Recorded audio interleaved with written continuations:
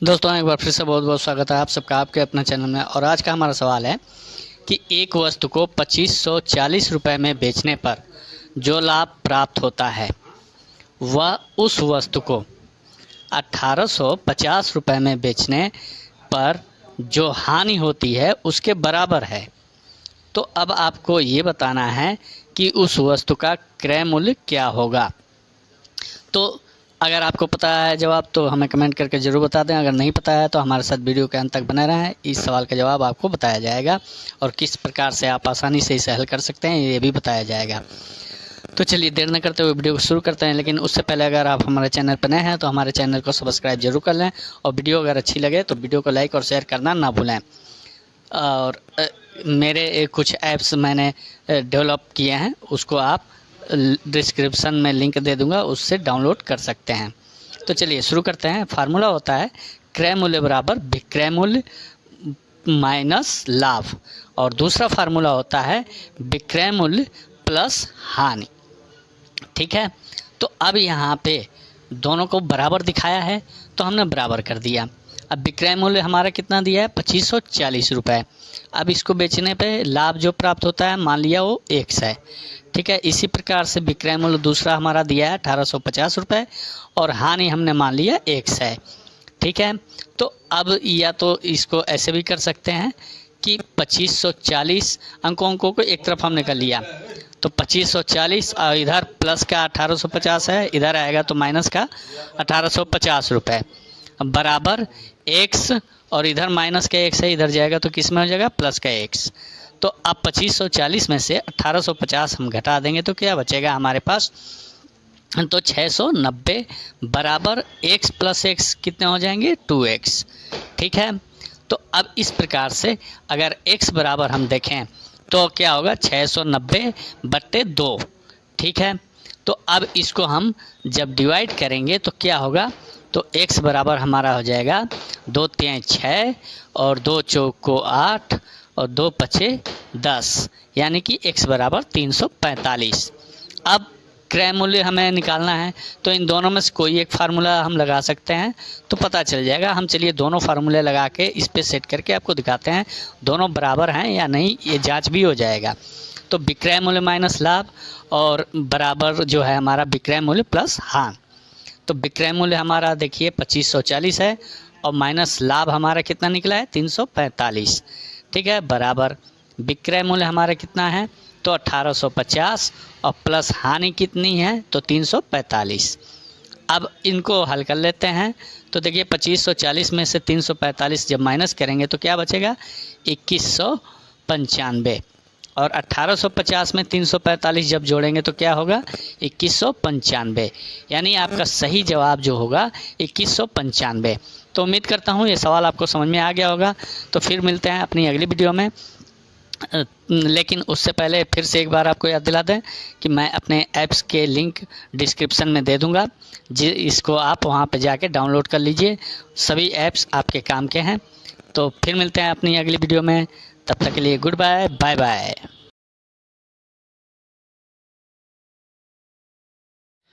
दोस्तों एक बार फिर से बहुत बहुत स्वागत है आप सबका आपके अपने चैनल में। और आज का हमारा सवाल है यदि एक वर्ग की प्रत्येक भुजा 1/3 ठीक है हो जाए तो आपको ये बताना है कि वर्ग का क्षेत्रफल क्या होगा।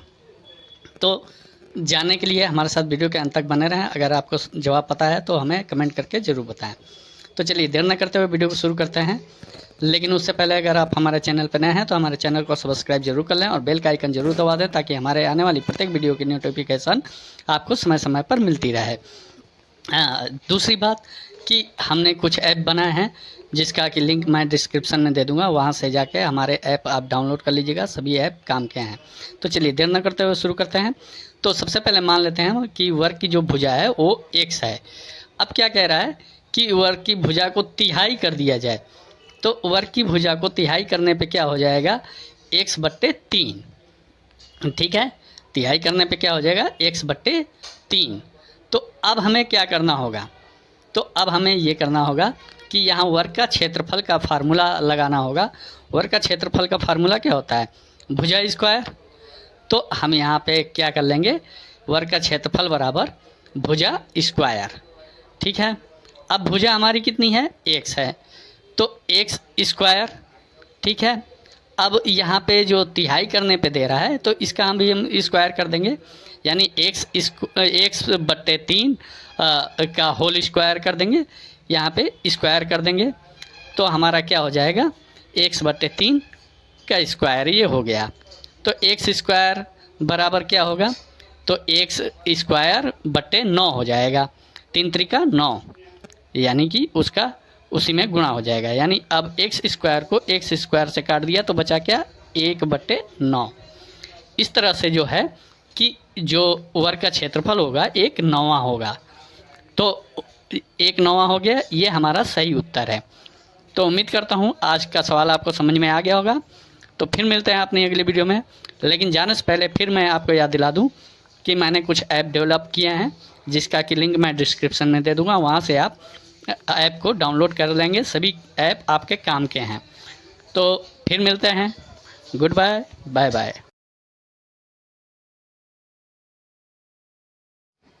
दोस्तों एक बार फिर से बहुत बहुत स्वागत है आप सबका आपके अपने चैनल में।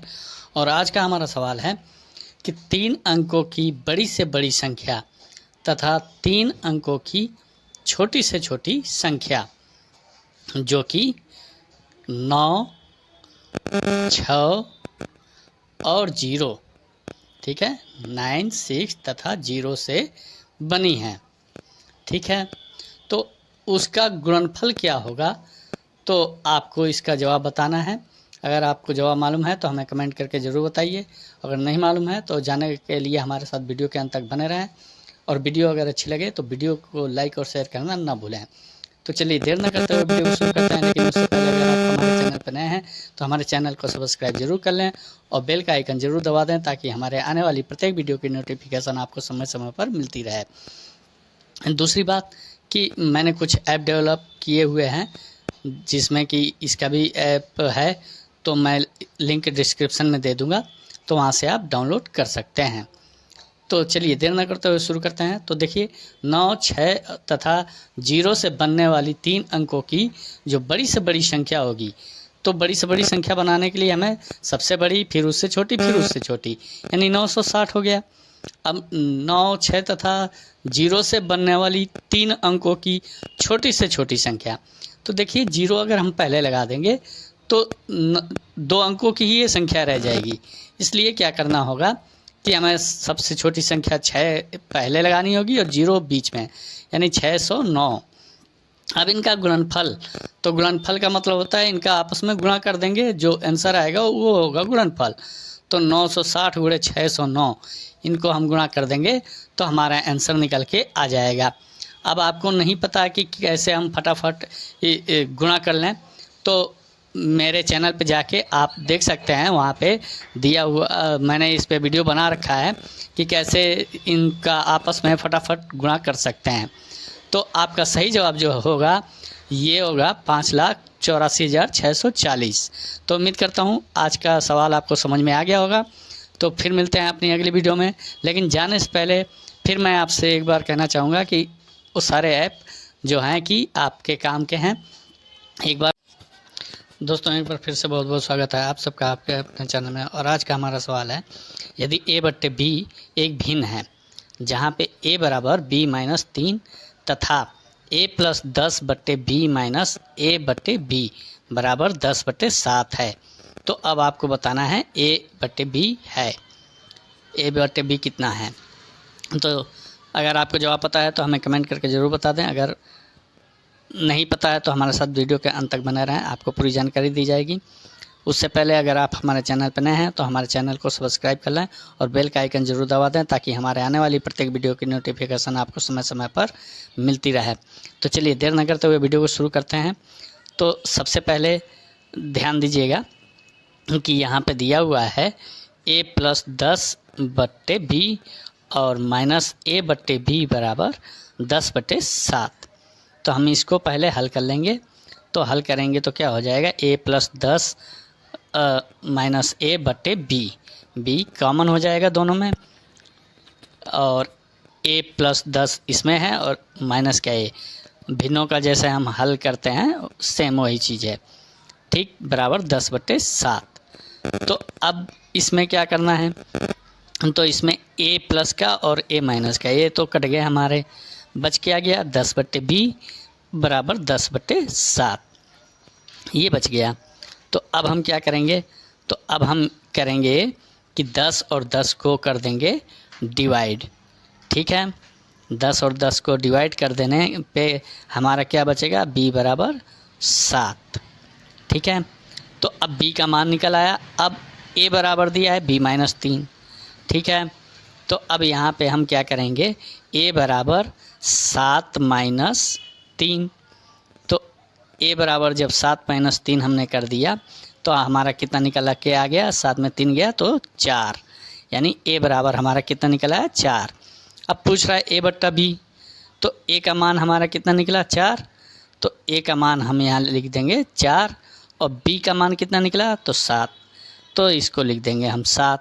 इस प्रकार से a/b बराबर 4/7 सही जवाब है। तो उम्मीद करता हूँ आपको वीडियो अच्छी लगी। दोस्तों एक बार फिर से बहुत बहुत स्वागत है आप सबका आपके अपने चैनल में। और आज का हमारा सवाल है कि एक आयताकार प्लाट का क्षेत्रफल, ठीक है ध्यान से समझिएगा, एक आयताकार प्लाट का क्षेत्रफल दिया हुआ है, कितना दिया है 616 वर्ग मीटर।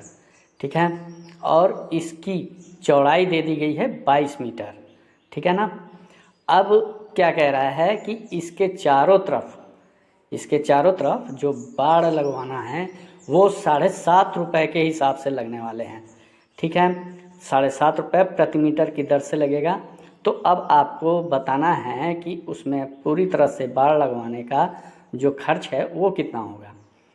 तो अगर आपको जवाब पता है तो हमें कमेंट करके ज़रूर बताएं, अगर नहीं पता है तो हमारे साथ वीडियो के अंत तक बने रहें और आपको पूरी जानकारी दी जाएगी। चलिए देर न करते हुए वीडियो को शुरू करते हैं, लेकिन उससे पहले अगर आप हमारे चैनल पर नए हैं तो हमारे चैनल को सब्सक्राइब जरूर कर लें और बेल का आइकन जरूर दबा दें ताकि हमारे आने वाली प्रत्येक वीडियो की नोटिफिकेशन आपको समय समय पर मिलती रहे। और एक बात बताना चाहूँगा, मैंने कुछ ऐप डेवलप किए हुए हैं जिनका कि लिंक मैं डिस्क्रिप्शन में दे दूँगा, वहाँ से आप उन ऐप्स को डाउनलोड कर लीजिएगा। तो चलिए देर न करते हुए शुरू करते हैं। तो सबसे पहले देखिए क्षेत्रफल दिया हुआ है 616 वर्ग मीटर। ठीक है, 616 वर्ग मीटर और चौड़ाई हमारी दी हुई है कितनी 22 मीटर। तो चौड़ाई दी है अपनी 22 मीटर। अब हमें क्या करना होगा, तो अब हमें करना ये है कि इसका फार्मूला लगा देना है। आयत का क्षेत्रफल बराबर क्या होता है, आयत का क्षेत्रफल बराबर होता है लंबाई गुणे चौड़ाई। ठीक है, तो अब हमें सबसे पहले लंबाई निकालनी होगी, जिसके लिए इसको हम कर रहे हैं। तो लंबाई गुणे चौड़ाई, तो अब हम क्या करेंगे यहाँ पे कि क्षेत्रफल हमारा दिया है 616, लंबाई नहीं दी है, लंबाई हमें ज्ञात करनी है और गुणे चौड़ाई हमारी दी हुई है 22 मीटर। तो अब लंबाई बराबर हम निकालेंगे।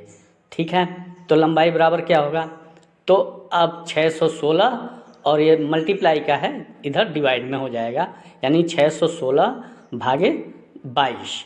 ठीक है, 616 भागे 22। अब इसका हम भाग कर देंगे, तो भाग करने के बाद हमारा आंसर क्या आएगा 28। तो 28 मीटर ये हमारा लंबाई निकल के आ गया। तो अब लंबाई और चौड़ाई हमें पता चल गई, तो आयत का हमें फार्मूला लगा देना है। आयत का परिमाप बराबर क्या होता है, तो आयत का परिमाप बराबर होता है 2 और ब्रैकेट में अपना लंबाई प्लस चौड़ाई। ठीक है, लंबाई प्लस चौड़ाई। तो अब हम मान रख देंगे इसमें, तो मान रखने पे 2 और लंबाई कितनी दी है निकली है 28 मीटर प्लस चौड़ाई हमारा कितना है 22 मीटर।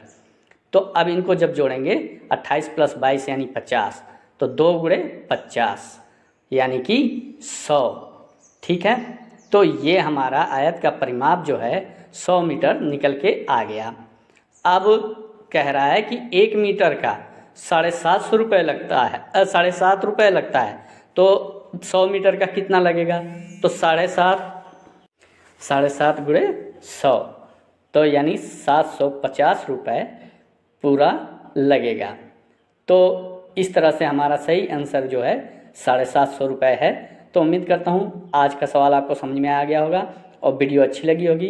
अगर वीडियो अच्छी लगी हो तो लाइक और शेयर करना ना भूलें। फिर मिलते हैं हम अपनी अगली वीडियो में। लेकिन फिर एक बार ध्यान दिला दूं कि जो ऐप्स हैं मैंने लिंक डिस्क्रिप्शन में डाल रखे हैं, वहाँ से आप डाउनलोड कर लीजिए। दोस्तों एक बार फिर से बहुत बहुत स्वागत है आप सबका आपके अपने चैनल में। और आज का हमारा सवाल है, एक वर्ग का परिमाप उस आयत के परिमाप के समान है। एक वर्ग का परिमाप उस आयत के परिमाप के समान है जिसकी लंबाई 17 मीटर और चौड़ाई 11 मीटर है। इस वर्ग का क्षेत्रफल आपको बताना है, क्या होगा?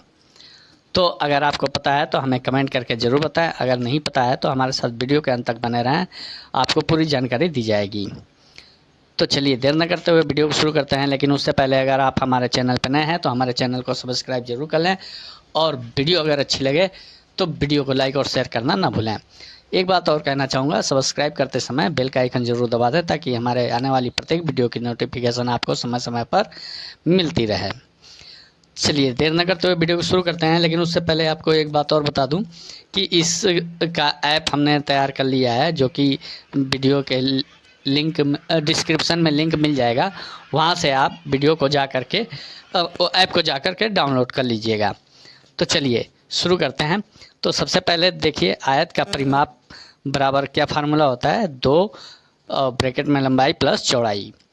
तो अब यहाँ पे लंबाई और चौड़ाई दी हुई है। लंबाई 17 मीटर दिया हुआ है और चौड़ाई 11 मीटर दिया हुआ है।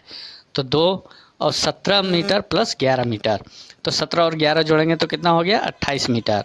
तो 2 गुणे 28 मीटर यानी कि 56 मीटर। ये हमारा आयत का परिमाप निकल आया। अब यहाँ बता रहा है कि वर्ग का परिमाप आयत के परिमाप के बराबर है, अर्थात वर्ग का परिमाप भी 56 मीटर होगा। ठीक है, तो अब वर्ग का परिमाप भी 56 मीटर हो गया। तो वर्ग का अब हमें भुजा निकालना पड़ेगा, तब जाके हम वर्ग का क्षेत्रफल निकाल सकते हैं। तो फार्मूला लगा देंगे, वर्ग की भुजा बराबर परिमाप बटे 4। ठीक है, परिमाप हमारा कितना निकला है, 56 मीटर।